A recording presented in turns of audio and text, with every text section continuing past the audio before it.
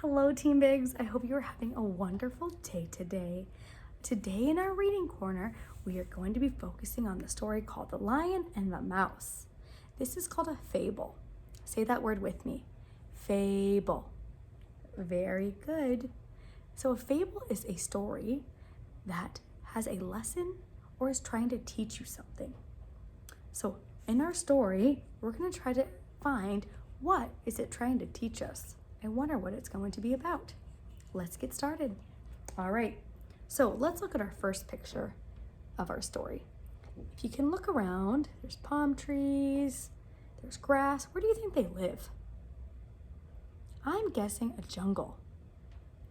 And if you lived in the jungle, would you rather be a small mouse or a lion? I'm sure a lot of you said lion because lions are bigger and stronger, and the mouse really isn't that big or strong. All right, let's see what's going to happen with the lion and the mouse. One afternoon, a lion was napping in the jungle. Nearby, a tiny mouse was searching the ground for food. The lion opened one eye and watched the mouse. "Well, hello, little mouse," said the lion. "You will make a tasty afternoon snack." The mouse froze in fear. She was too close to the lion's great claws to escape. "Pardon me, great lion," said the mouse. "I'm sorry to wake you. I promise that if you don't eat me, I will help you someday." Lion roared with laughter. "How will you ever be able to help me? You are small and weak, and I am the king of the jungle." I will show you," said the brave mouse. "If you let me go, you will see that a tiny friend can be the best friend of all." "I find that hard to believe," said the lion, "but I will let you go. You are a very lucky mouse today." And with that, the mouse hurried away. Ooh, so a friendly thing to do was to tell the lion that he was going to help him someday. And it was nice of the lion to let him go, but he didn't believe that he could help him, did he? He was like, "No, you can't. What can you do to help me? I'm a big, strong lion. You can't do anything." It's not very nice to say that about a friend, that they can't, just because they're small, they can't do anything. All right, let's see what else. What's going to happen next? A few weeks later. Look what's going on in our picture. The mouse was leaving her den when she heard the sound of a roaring lion. Something about the lion's roar made the mouse worry. She rushed toward the sound as fast as she could. From a safe spot behind a tree, you can see the little mouse right there. The mouse peeked in the clearing and saw the lion who had spared her life. The lion was caught in a net. He was roaring with all his might and struggling to break free. The mouse ran to the clearing. "Great King Lion, what is the problem?" she asked. "I'm caught in a trap," cried the lion. "I will never run free again." "I am your friend. Don't you remember?" said the mouse. "You spared my life, so now I will rescue you.